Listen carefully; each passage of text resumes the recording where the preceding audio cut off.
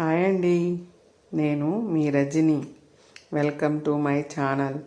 ఈరోజు మీకోసం ఎంతో తీయని గులాబ్ జామున్ రెసిపీ తీసుకొచ్చేసాను. అయితే గులాబ్ జామును మనకి రౌండ్గా చక్కగా నీట్గా క్రాక్స్ లేకుండా రావాలంటే ఏ విధంగా చేయాలో చెప్తాను. నేను ముందుగా ఎంటీఆర్ గులాబ్ జామున్ ప్యాకెట్ ఒకటి తీసుకున్నాను. ఇక ఈ పౌడర్లో మనం కొద్దిగా వాటర్ పోసుకుని ఓన్లీ వేళ్లతో మాత్రమే కలుపుకోవాలండి. ఆ విధంగా కలుపుకుంటేనే మనకి మొత్తం పౌడర్ అంతా స్ప్రెడ్ అవుద్ది అన్నమాట. అది అరచేత్తో కలపకూడదు. అరచేత్తో కలిపితే గులాబ్ జామ్ గట్టిగా వచ్చేస్తాయి. చపాతీ పిండిలాగా ఎక్కువసేపు కలపకూడదు. ఈ కన్సిస్టెన్సీ వచ్చే వరకు మనం చక్కగా ముద్దలా చేసుకొని ఒక 5 minutes పక్కన పెట్టేద్దాం. ఈ విధంగా అయిన తర్వాత మనం చిన్న బాల్స్లా చేసుకొని వాటిని గట్టిగా రబ్ చేసి రౌండ్ బాల్స్లా చుట్టుకోవాలి. ఈ విధంగా రౌండ్ బాల్స్లా వచ్చే వరకు చేసుకోవాలి. సర్కిల్ మోషన్లో చేసుకోండి. తర్వాత అలా చేయకుండా ఉన్నట్లయితే క్రాక్స్ వచ్చేస్తాయి. క్రాక్స్ వస్తే చూడటానికి బాగోవు. అందుకని మనం అలా రబ్ చేసుకోవాలి. ఈ విధంగా మొత్తం బాల్స్ అన్ని చుట్టేసుకోవాలి. మీకు కుదరకపోతే కొద్దిగా గీ కానీ ఆయిల్ కానీ అప్లై చేసి చేసుకోవచ్చండి.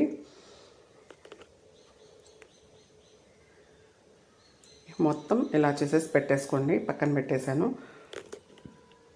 తర్వాత పాన్ పెట్టి ఆయిల్ వేసుకోవాలి. దానిలో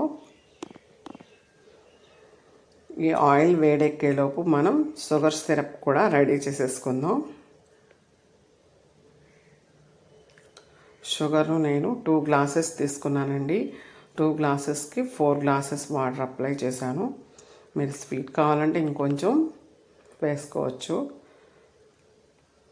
ఈ విధంగా షుగర్ సిరప్ రెడీ చేసుకోవాలి.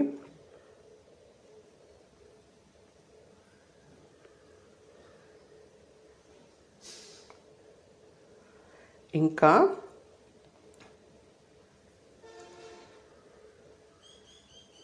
మన గులాబ్ జామ్ రెడీ అవ్వడానికి పాన్ ఆయిల్ కాగిపోయింది. ఆయిల్ బాగా వేడెక్కిన తర్వాత మనం ఈ గులాబ్ జాములన్నీ వాటిలో వేసేసుకోవాలి.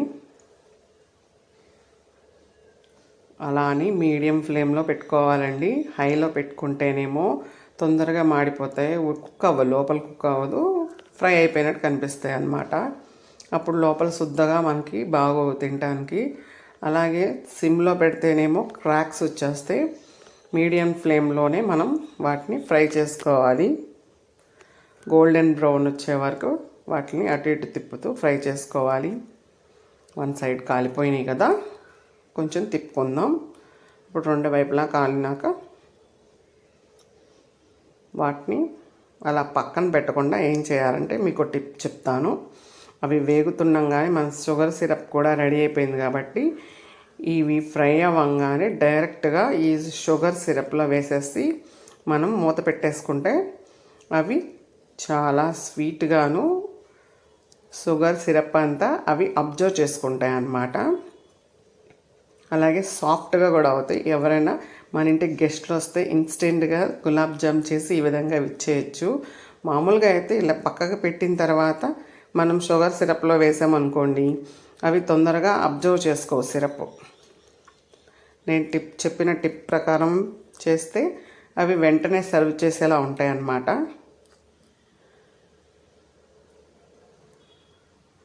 ఈ విధంగా ఫ్రై అయిపోయినాయి కదా, మనం తీసేసుకుందాం పక్కకి.